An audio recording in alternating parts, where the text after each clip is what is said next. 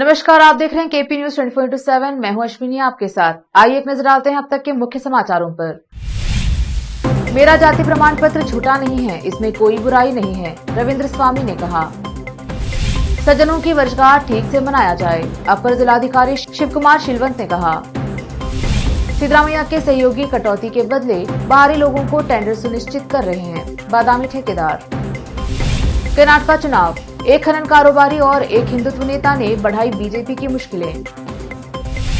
JDS MLC का कहना है कि प्रहलाद जोशी के कार्यालय ने नौकरियों के लिए नकद लिया, वो अब चल चुके हैं। राहुल के भाषण को लेकर पीएम मोदी ने कांग्रेस पर कसा तंज, सदन में गूंजे ठहाके। जम्मू कश्मीर के पूर्व मुख्यमंत्री महबूबा मुफ्ती को दिल्ली पुलिस ने हिरासत में लिया।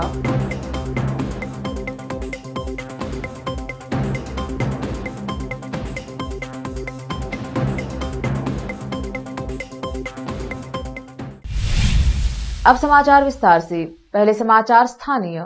दलित संघर्ष समिति के डीजी सागर और मारुति बूधे और समिति के पदाधिकारियों ने बीदर में एक प्रेस कॉन्फ्रेंस की और झूठ का परचम लहराया। उन्होंने मुझ पर जो आरोप लगाया है वह सच्चाई से कोसों दूर है। यह राजनीति से प्रेरित बयान है। माननीय न्यायालय द्वारा दिए गए आदेश का कुछ संगठनों द्वारा मुझ पर लगाए गए आरोपों से कोई लेना देना नहीं है। यह बात एकता फाउंडेशन के अध्यक्ष रविंद्र स्वामी ने कही। कैमरामैन संतोष का कवरेज। 1 ಲಕ್ಷ ದಂಡ, ರವಿ ಸ್ವಾಮಿಯವರಿಗೆ ನ್ಯಾಯಾಲಯದಲ್ಲಿ ಹಿನ್ನಡೆ, ಈ ಥರ ಕೆಲವು ಮಾಧ್ಯಮದಲ್ಲಿ ಬಂದಿದೆ.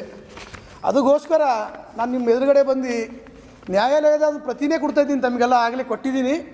ಆ ನ್ಯಾಯಾಲಯದ ಪ್ರತಿದಲ್ಲಿ ಅವ್ರು ಹೇಳಿದ್ದಕ್ಕೂ ಇದಕ್ಕೂ ಯಾವುದೇ ಸಂಬಂಧವಿಲ್ಲ, ದೂರತನ, ಅದು ಸತ್ಯಕ್ಕೆ ದೂರ ಆದಂಥ ವಿಷಯ.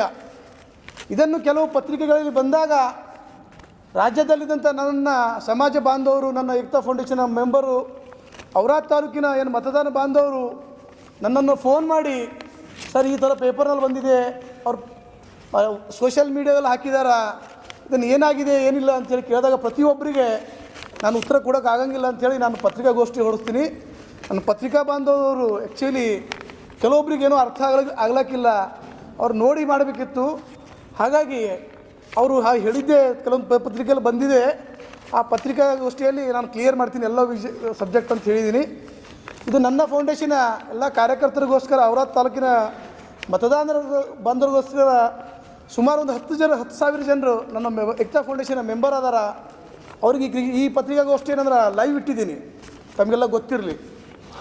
ಹಾಗಾಗಿ ಒಂದೇದು ಅವತ್ತಿನ ದಿವಸ ಅವರು ನಾನು ಆರೋಪ ಮಾಡಿದಾರ, ರವಿ ಸ್ವಾಮಿಯವರ ಸುಳ್ಳು ಜಾತಿ ಪ್ರಮಾಣ ಪತ್ರ ಅಂಥೇಳಿ. ಅದು ಸತ್ಯಕ್ಕೆ ದೂರ ಆದಂಥ ವಿಷಯ. ನನ್ನ ಜಾತಿ ಪ್ರಮಾಣ ಪತ್ರ 2019ರಲ್ಲಿ ಏನು ಕೋರ್ಟ್ ಆದೇಶ ಆಗಿತ್ತು, ಕೋರ್ಟ್ ಆದೇಶನ ಪ್ರಕಾರ ತಹಶೀಲ್ದಾರ್ ನೀಡಿ ಕೋರ್ಟಿಗೆ ಕಂಪ್ಲೇಂಟ್ಸ್ ಮಾಡಿದರು. ಅದರ ನಂತರ ಜಿಲ್ಲಾಧಿಕಾರಿಗಳು ಆಗಿದ್ದಂಥ ಒಬ್ಬರು 4F ಅಡಿಯಲ್ಲಿ, ಆ್ಯಕ್ಟ್ 4F ಅಡಿಯಲ್ಲಿ ಒಂದು ನೋಟಿಸ್ ಕೊಟ್ಟಿದ್ದರು ನನಗೆ. ಆ ನೋಟಿಸ್ ಕೊಡೋಕ್ಕೆ ನಿಮಗೆ ಅಧಿಕಾರ ಇರೋಂಗಿಲ್ಲ ಅಂತೇಳಿ ನಾನು ಅದನ್ನು ಪ್ರಶ್ನಿಸಿ ನ್ಯಾಯಾಲಯಕ್ಕೆ ಹೋಗಿದ್ದೆ. ಯಾವಕ್ಕೆ ಅಧಿಕಾರ ಬರೋಂಗಿಲ್ಲ ಅಂದರೆ, ತಹಶೀಲ್ದಾರ್ ಹತ್ರ ಮಾಮೂಲಿಯಾಗಿ ನಾವು ಎಲ್ಲ ಸರ್ಟಿಫಿಕೇಟ್ ಪಡೆಯೋದು ಅದು 4A, ಅದರ ಮೇಲೆ ಅಪೀಲ್ ಹೋಗೋದು AC ಅವ್ರ ಹತ್ರ 4B, ಜಿಲ್ಲಾಧಿಕಾರಿ ಹತ್ರ ಹೋಗ್ತೀವಿ ಅದು 4F ರಿವಿಷನ್ ಪಿಟಿಷನ್ ಅಂತ ಹೇಳ್ತಾರೆ. ಈ 3 ತಹಶೀಲ್ದಾರ್, AC, ಜಿಲ್ಲಾಧಿಕಾರಿ, ಈ 3 ನಾನು ಮುಗಿಸಿ ನ್ಯಾಯಾಲಯಕ್ಕೆ ಹೋಗಿದ್ದೀನಿ. ತಮಗೆ 4F ಏನು ಅಧಿಕಾರ ಇದೆ, ಅದರ ಅಧಿಕಾರಿಗಳನ್ನು ತಾನು ಉಪಯೋಗಿಸ್ಕೊಂಡ್ರಿ, ತಮಗೆ ಬರೋಂಗಿಲ್ಲ ಅಂಥೇಳಿ ನಾನು ನ್ಯಾಯಾಲಯಕ್ಕೆ ಹೋಗಿದ್ದೆ. ನ್ಯಾಯಾಲಯದಲ್ಲಿ ಆಗಿದ್ದಂಥ ಸಚಿನ್ ಮುಗ್ದುಂಬಮ್ ಅವರು ಜಡ್ಜ್ ಅವರು ಏನಂದ್ರೆ ಒಂದು 1.5 ಪೇಜಿನ ಕ್ಲಿಯರ್ ಆಗಿ ನಮ್ಮ ಆದೇಶ ಮೇಲೆ ಸರ್ಟಿಫಿಕೇಟ್ ಕೊಟ್ಟಿದ್ದಾರೆ, ನೀವು ಯಾವ ಇದರಿಂದ ಇವರಿಗೆ ನೋಟಿಸ್ ಕೊಟ್ಟಿದ್ದೀರಿ ಅಂತೇಳಿ ಸ್ಟೇ ಕೊಟ್ಟಿದ್ದರು ಸುಮಾರು 2 ವರ್ಷಗಳ ಕಾಲ. ಅದರ ನಂತರ 25/2/2022ರಲ್ಲಿ ಫೈನಲ್ ಜಜ್ಮೆಂಟ್ ಬಂತು.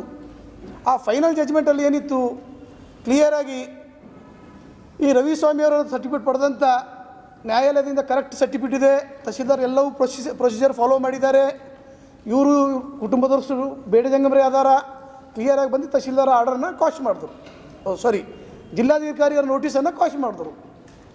ಅದರ ನಂತರ ಸರ್ಕಾರದಿಂದ ಮತ್ತು ಇಲ್ಲಿದ್ದಂಥ ದಲಿತ ಪರ ಸಂಘಟನೆ ಕಡೆಯಿಂದ ಮಾರುತಿ ಬೋಧಿಯವರು ಆಧಾರ, ಇವರೆಲ್ಲ ಸುಮಾರು ಸರಿ ಪ್ರತಿಭಟನೆಗಳು ಮಾಡ್ತಿದ್ದರು, ನೋಟಿಸ್ ಕೊಡ್ತಿದ್ದು, ಅಲ್ಲಿ ಇಲ್ಲಿ ಮೆಮೊರಂಡಮ್ ಕೊಡ್ತಾಯಿದ್ದರು. ಆ ಸಮಯದಲ್ಲಿನೇ ಇವರು ಸೇಮ್ ಒಂದು ಗುಂಪನ್ನು ಮಾಡ್ಕೊಂಡು ಬೆಂಗಳೂರು ಹೋಗಿ ಗೋವಿಂದ ಕಾರಜೋಳ ಅವರಿಗೆ ಮತ್ತು ಪ್ರಭು ಚೌಹಾಣ್ ಅವರಿಗೆ ಇವರು ಏನದಂದ್ರೆ ಒಂದು ಮೆಮೊರಂಡಮ್ ಕೊಟ್ಟಿದ್ದಾರೆ. ಆಗಲೇ ಪ್ರಭು ಚವ್ಹಾಣ್ ಅವರು ಏನದಂದ್ರೆ ರಾಜ್ಯದಲ್ಲಿದ್ದಂಥ ADGP ಅಂದ್ರೆ DCR ಏನು ಸೆಲ್ ಹೇಳ್ತೀವಲ್ಲ ನಾವು, ಆ ಸೆಲ್ಲಿಗೆ ADGP ಅವರಿಗೆ ನಮ್ಮ ಕಾಸ್ಟ್ ಸಬ್ಜೆಕ್ಟ್ ಬಂದಾಗ, ಡಿಸ್ಪ್ಯೂಟ್ ಬಂದಾಗ ಅವರಿಗೆ ಅದರಲ್ಲಿ ಅಧಿಕಾರ ಇರ್ತದೆ. ಸಬ್ಜೆಕ್ಟ್ಲಿ ಈ ನಮ್ಮ ಯಾವುದೇ ಒಂದು ಮಹಿಳಾ ಸಂಬಂಧಪಟ್ಟಂಥ ಡಿಸ್ಪ್ಯೂಟ್ ಬಂದಾಗ ಮಹಿಳಾ ಪೊಲೀಸರಿಗೆ ಯಾವ ರೀತಿ ಕಳಿಸ್ತೀವೋ, ಕಾರ್ಡ್ ಡಿಸ್ಪ್ಯೂಟ್ ಬಂದಾಗ ಈ ADGP ಸೆಲ್ಲಿಗೆ ಕಳಿಸ್ತಾರೆ. ಅದೊಂದು CRE ಸೆಲ್ ಏನಂತ ಹೇಳ್ತೀವಿ ನಾವು, ಅದಕ್ಕೂ ಕೂಡ ಅವರು ಬರೆದಿದ್ದಾರೆ. ಆ ಸೈಮಲ್ಟೇನಿಯಸ್ಲಿ ಅಲ್ಲೂ ಕೂಡ ಇನ್ಕ್ವೈರಿ ಸ್ಟಾರ್ಟ್ ಆಗಿದೆ. उप जिलाधिकारी शिव कुमार शीलवंत ने कहा कि सज्जनों की आने वाली जयंतियां साफ सुथरी तरीके से बिना किसी चूक के मनाया जाए। वे कार्यालय के सभागार में 15 फरवरी को संत सेवालाल जयंती, 19 फरवरी को छत्रपति शिवाजी जयंती और 20 फरवरी को संत कवि सर्वज्ञा जयंती के उपलक्ष्य में आहूत प्रारंभिक बैठक की अध्यक्षता कर रहे थे।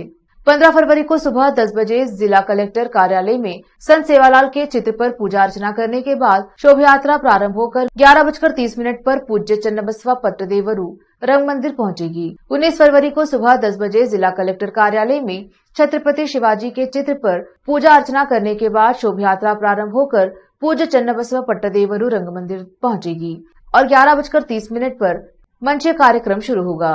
20 फरवरी को सुबह 10 बजे जिलाधिकारी कार्यालय में संत कवि सर्वज्ञा की चित्र पर पूजा अर्चना करने के बाद शोभा यात्रा प्रारंभ होकर पूज्य चन्नबसवा पट्टदेवरू रंग मंदिर में 11:30 पर पहुंचेगी। इस अवसर पर बीदर नगर आयुक्त शिवराज राठौड़ नायक, सरकारी कर्मचारी संघ के जिलाधिकारी राजेंद्र गदगे, कन्नड़ एवं संस्कृति विभाग रवि, विभिन्न समुदाय के नेता उपस्थित रहे। विशेष संवाददाता की रिपोर्ट। पूर्व मंत्री JDS विधायक दल के उपनेता बीदर दक्षिण विधानसभा क्षेत्र के विधायक बंडप्पा खाशमपुर ने निर्वाचन क्षेत्र के गुनेली गांव का दौरा किया और ग्रामीणों से रिपोर्ट प्राप्त की। विभिन्न मंदिरों, चर्चों और दरगाह का दौरा किया और गांव में करोड़ों रुपए की लागत के विभिन्न विकास कार्यों का शुभारंभ किया। बीदर दक्षिण विधानसभा क्षेत्र के गुनेली गांव के सैकड़ों JDS कार्यकर्ताओं ने बुधवार सुबह बाइक रैली निकालकर विधायक बंडप्पा खाशमपुर का भव्य स्वागत किया। रास्ते में पटाखे फोड़कर जश्न मनाया। विशेष संवाददाता की रिपोर्ट। अब समाचार राज्य के। बादामी तालुका कॉन्ट्रैक्टर्स एसोसिएशन ने आरोप लगाया है कि विपक्ष के नेता सिद्धरामैया के सहयोगी यह सुनिश्चित कर रहे थे कि कमीशन के बदले राज्य स्तर के ठेकेदारों को सरकारी टेंडर दिए जा रहे हैं। सिद्धरामैया विधानसभा में बादामी निर्वाचन क्षेत्र का प्रतिनिधित्व करते हैं। स्थानीय ग्रेड 1 के ठेकेदार 3 करोड़ रुपए तक के टेंडर देने के पात्र हैं। स्थानीय ठेकेदारों को ठेके हासिल करने से रोकने के लिए 3 या 4 कार्यों को एक ही पैकेज में जोड़ा जा रहा है ताकि उनकी कीमत बढ़ाई जा सके। यह सुनिश्चित करने के लिए किया जा रहा है कि बाहरी लोग निविदा पर कब्जा न करें। एसोसिएशन के अध्यक्ष बीबी होसगौदर और ठेकेदार बल्लप्पा नंदप्पनौर ने कहा। आगामी कर्नाटक चुनाव में भारतीय जनता पार्टी के खिलाफ लड़ने वालों में कर्नाटक के सबसे प्रसिद्ध हिंदुत्व नेता और एक खनन कारोबारी और पूर्व भाजपा मंत्री शामिल हैं। अंदरूनी कलह ने भाजपा को न केवल अपने पारंपरिक प्रतिद्वंदियों के बारे में बल्कि उन लोगों के बारे में भी चिंता करने के लिए प्रेरित किया है जिन्हें वे कभी अपना मानते थे। श्रीराम सेना के प्रमुख प्रमोद मुतालिक ने घोषणा की है कि वह उडुपी के करकला से चुनाव लड़ेंगे, जहां वर्तमान विधायक सुनील कुमार है, जो कर्नाटक में ऊर्जा और कन्नड़ा और संस्कृति के वर्तमान मंत्री हैं। भाजपा के पूर्व मंत्री और बल्लारी के बाहुबली जनार्दन रेड्डी ने राज्य के कल्याण कर्नाटक क्षेत्र में उम्मीदवारों को खड़ा करने के उद्देश्य से एक नई पार्टी कल्याण राज्य प्रगति पक्ष बनाई है। इस क्षेत्र में 7 जिले शामिल हैं: बीदर, कलबुर्गी, यादगीर, रायचूर, कोप्पल, बल्लारी और विजयनगर। जेडीएस नेताओं और संसदीय मामलों की केंद्रीय मंत्री प्रहलाद जोशी के बीच आगामी मौखिक द्वंद में जेडीएस एमएलसी भोज गौड़ा ने आरोप लगाया कि केंद्रीय मंत्री के कार्यालय ने एम्स में नौकरी हासिल करने और राष्ट्रीय सदस्यता के लिए उम्मीदवारों से पैसे लिए थे। यह पार्टी कार्यालय में मीडिया कर्मियों से बात करते हुए गौड़ा ने बैंक लेन देन से जुड़े कुछ दस्तावेज जारी किए। उन्होंने आरोप लगाया कुछ उम्मीदवारों को रोजगार दिलाने के बदले पैसा जोशी के कार्यालय में गया है। आगे उन्होंने तत्कालीन केंद्रीय चिकित्सा मंत्री हर्षवर्धन पर आरोप लगाते हुए कहा कि मंत्री ने इस संबंध में जोशी को पत्र लिखा था। भाजपा की राज्य इकाई ने कहा कि वह अपने विजय संकल्प अभियान के तहत 22,55,262 घरों तक पहुंच चुकी है। मंत्री द्वारा उपलब्ध कराए गए विवरण के अनुसार 13,35,254 घरों और 4,91,067 वाहनों पर स्टिकर चिपकाए गए थे। अब तक हमने 40,50,351 सदस्यताएं दर्ज की हैं। नारायण ने दावा किया कि अभियान दक्षिण कन्नड़, उडुपी, कोडगु, मैसूर, हुबली और धारवाड़ में 100% और अन्य जिलों में 80% सफल रहा। अब रोकते हैं समाचारों का सिलसिला, जल्द लौटेंगे ब्रेक के बाद। हिंदुस्तान के हर कोने में हम हैं मौजूद। 24 घंटे हालात पर गहरी नजर,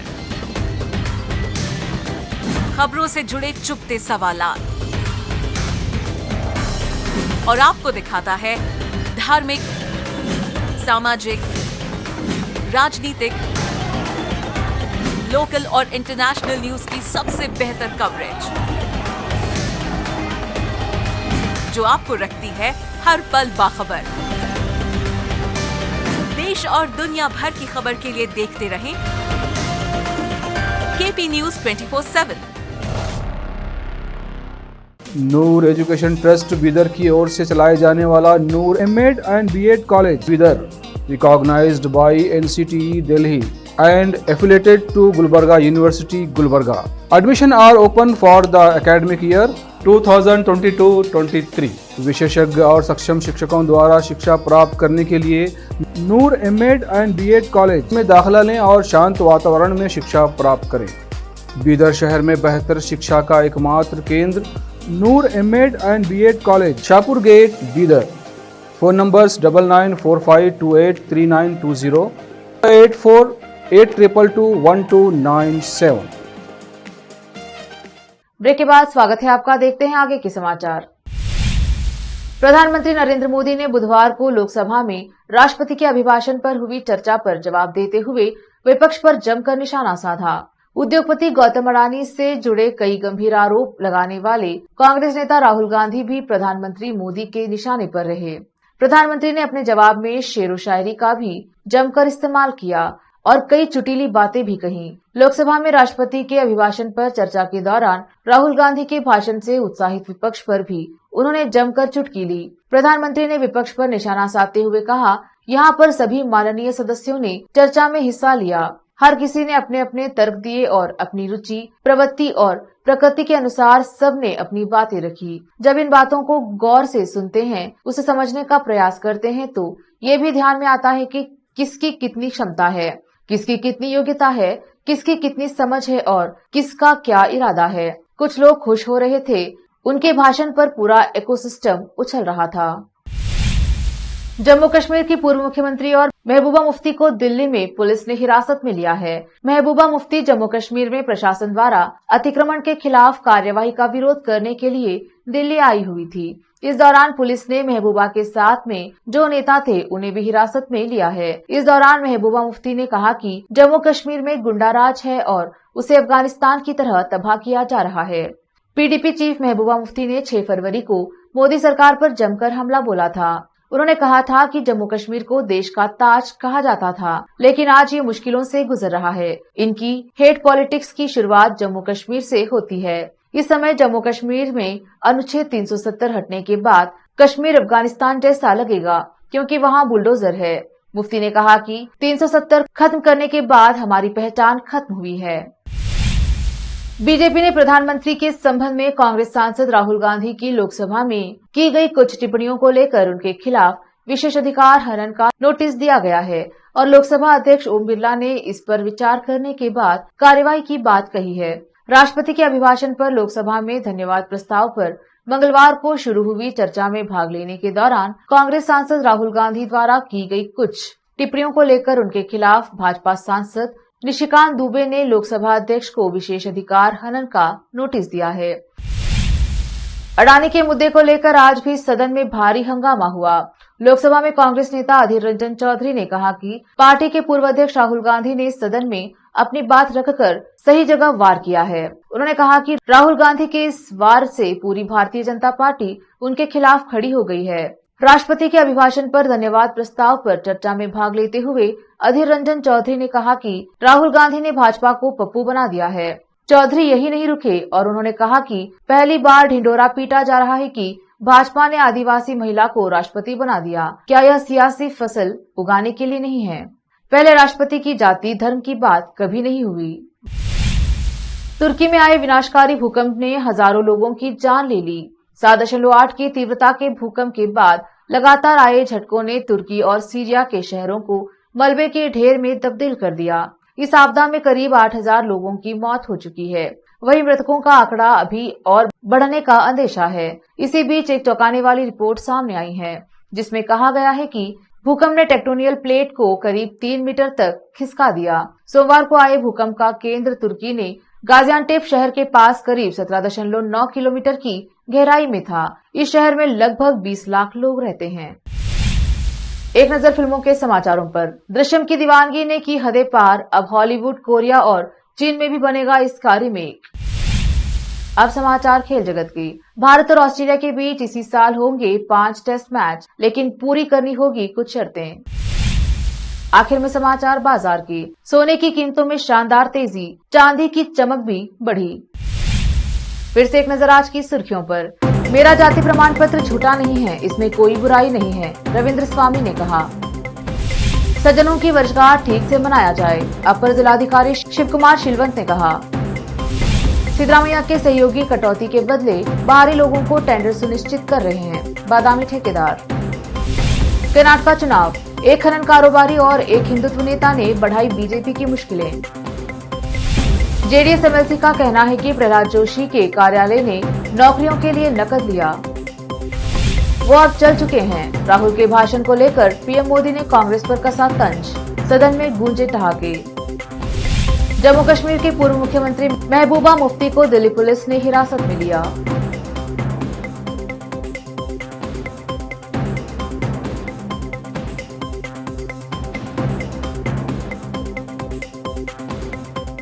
केपी न्यूज के 9 बजे के बुलेटिन में आज इतना ही। देखते रहिए केपी न्यूज 24/7। धन्यवाद।